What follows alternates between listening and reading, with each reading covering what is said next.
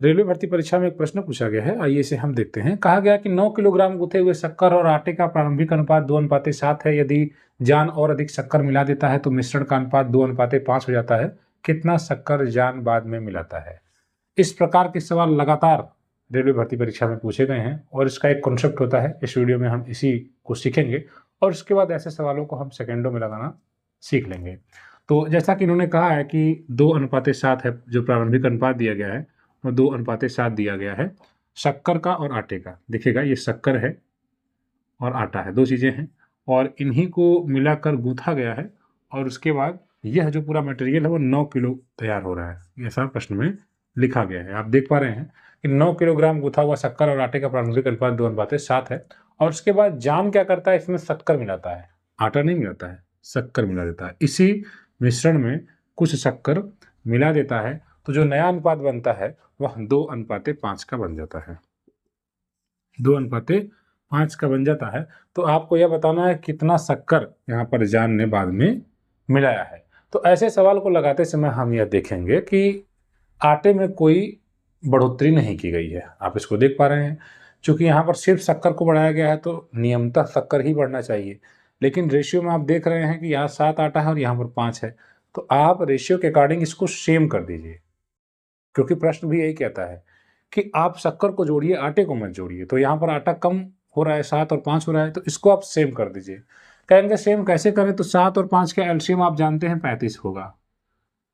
तो आप या तो इसको 5 से गुणा कर दीजिए यहाँ पर इस वाले इक्वेशन में, रेशियो में, और इस वाले में 7 से गुणा कर दीजिए। तो आसान है, कुछ कठिन है नहीं। तो जब आप गुणा करेंगे तो 10 बन जाएगा, ठीक है, 10 बन जाएगा और अनुपाते ये 35 बन जाएगा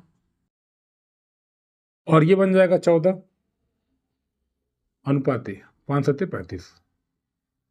अब आप क्या देख पा रहे हैं कि ये आटा सेम हो गया और प्रश्न भी तो यही कह रहा है। प्रश्न में ये कह रहा है कि शक्कर बढ़ाया जा रहा है और आटा सेम है। तो शक्कर अब आप देखिए कितना बढ़ रहा है, रेशियो में कितना बढ़ रहा है। तो कहेंगे सर रेशियो में 10 से 14 हो रहा है, 4 यूनिट बढ़ रहा है। कितना बढ़ रहा है? 4 यूनिट। और इसी 4 यूनिट की वैल्यू अगर आप निकाल लें तो आपको पता चल जाएगा कि कितना शक्कर ऐड किया गया है, क्योंकि यहाँ पर शक्कर हम देख रहे हैं 4 यूनिट ऐड किया गया है। तो आप कहेंगे कि हमको जो रियल वैल्यू दिया गया है वो 9 किलोग्राम का दिया गया और 9 किलोग्राम क्या है? ये टोटल मटेरियल है शक्कर और आटे को मिलाकर। तो शक्कर कितना? 10 और आटा कितना? 35। तो दोनों मिलाएंगे कितना? 45। तो 45 यूनिट अगर हो जाएगा तो ये 9 किलोग्राम के बराबर हो जाएगा। बोलिए होगा कि नहीं होगा? प्रश्न के अनुसार शक्कर आटे का जो हम जोड़ दें तो 9 किलो तैयार हो जाना चाहिए, क्योंकि वो कह रहा है कि 9 किलो का मटेरियल है।